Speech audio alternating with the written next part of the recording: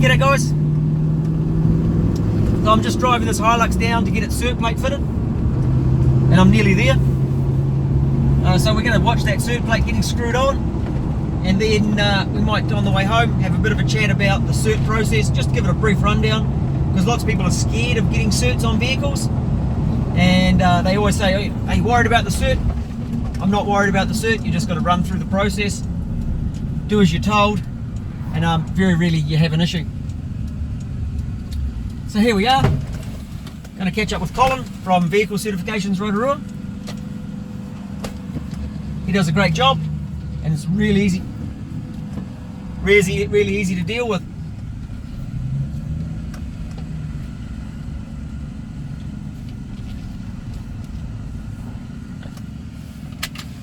So let's go watch that plate get fitted. Here's Colin, and he's about to screw cert plate to the Hilux. So he's confirming that the numbers, the chassis number matches. And it doesn't. Bugger. Yes. Yes, it Piss does. off. This is the new LV logo on this plate too, if you look. Oh yeah. These have only just come out this week. This is the new logo for LVVTA. Quite a nice looking logo. That's good. It's part of the branding policy.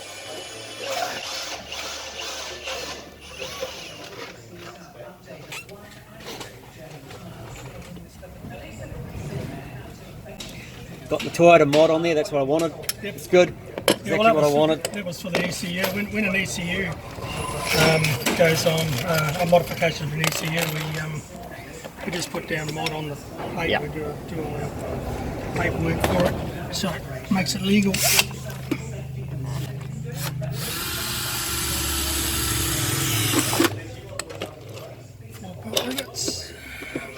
They have to be rivets, eh? You can't, Yeah. if they're screws, It's got to be it's got 4 rivets. and it's got to be attached by the certifier.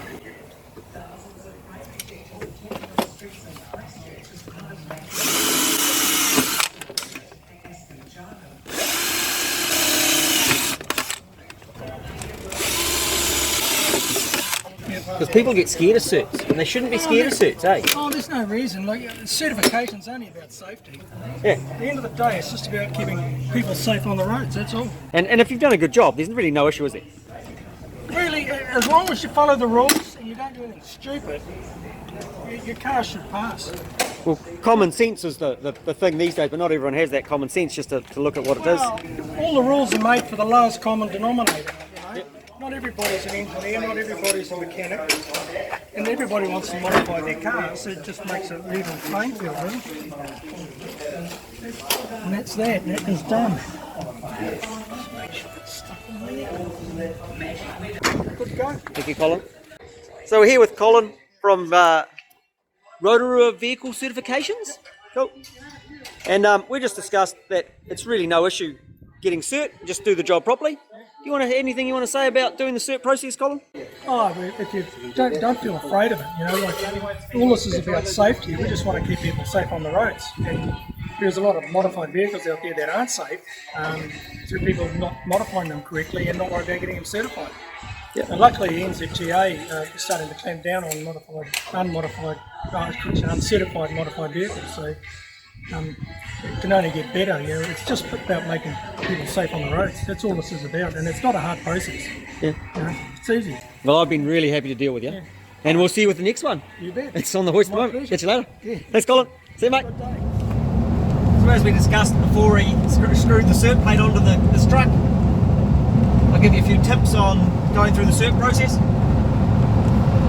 If you're doing a really big modification, I do recommend that you talk to your certifier first, and they'll give you a few tips like come around with some beer and get him to look at the vehicle. Maybe have the beer after he's checked it.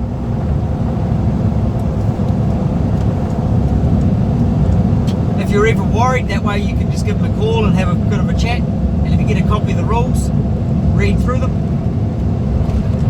Most of the vehicles I do are pretty well common sense. We're putting another motor in, we make sure we put drive shaft hoops no more than 250 from the centre of the universals, and I normally go a little bit overboard on them anyway. make sure you've got heat sleeving from anything that doesn't want to get hot, like your fuel lines and your brake lines. And I missed one on this one. It just happens. Doesn't bother me too much. You just fix it as you're told, do as you're told, and you're fine. All of the job should be done in a tradesman-like fashion, or to industry standard, are words I like to use. So if it looks like crap, it's probably crap, and you should do it again and do it properly. For the welding, the ruling says for most welding, it's to a competent welder. So it actually annoys me a little bit when I get a call if I've sold some engine mounts and they want the welder's ticket. I do have a copy of it. I actually have a ticketed welder take up all my engine mounts. I just don't have time to do them myself, and he does a better job than I do. Although my welding does pass cert because it is to a competent standard. If you're putting brackets across the chassis, make sure they go across the whole width of the chassis. And it is fine to weld to most chassis, just be a bit careful on the late model stuff. For the exhaust, just make sure it's not too loud. We're seeing more and more with the emissions, so we do have to pass emissions, but it's not a problem if you have set it up properly and tuned it properly. And in most cases, we need a catalytic converter now. You can still get away with it in some. The rules actually say something along the lines, and I am just quoting off the top of my head, if the engine came out with a converter, you're meant to have a converter. If the vehicle comes out with a converter, you're meant to have a converter.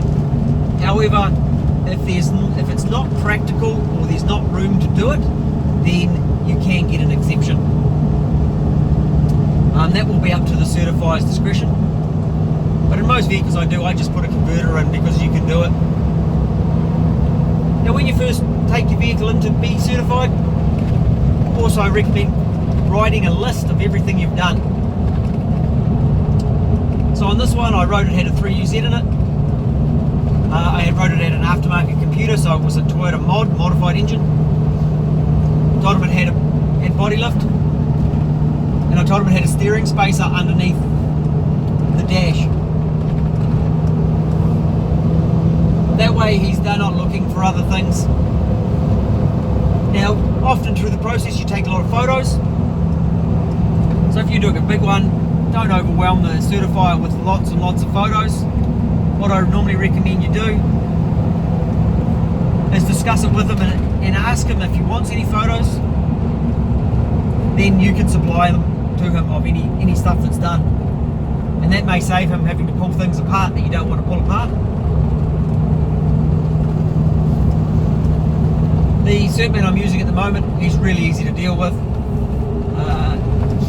He's locally, he's not too far for me to drive, so that's quite handy. And he actually generally checks it within a day. For your drive shafts, now they have to be done by a suitably qualified person. So I also took in the paperwork for the drive shaft, and there was no issue at all. I also took in a warrant of fitness check sheet, which showed the vehicle had just been checked for a warrant, and it had failed on only the low volume cert. And a wheel alignment check sheet. So, because you've changed motors or may have changed suspension, on all of them, I just get a warrant. Just get it.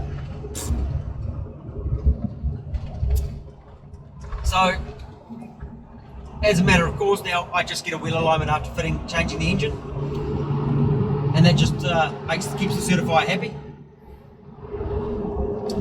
If you've done modifications that you can't see, I do recommend that you do disclose them, because you want the plate to read everything that's been done to the vehicle. From that point on, once your cert has been issued, your vehicle does need to resemble that certification plate.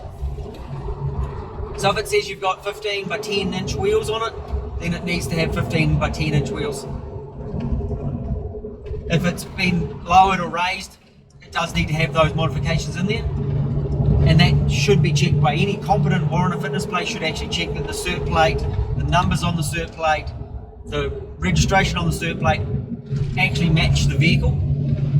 It's not going to happen every time, but that's someone who's doing a good warrant and making sure that vehicle is safe, is matching that plate. So if you're modifying your vehicle, please do it to an industry standard or in a tradesman-like fashion. Keep up with the booker you can. The certifiers, they're not a bunch of pricks. They may cause you to do some funny little things, and some of the rules that they do apply can be a bit strange, and I've been caught out on some funny ones. That's just life, and you just get over it. And build a relationship with your cert man, and beer goes a long way, and a thank you once you've done the job. And build a safe vehicle. So I hope that's helpful. We'll talk to you again.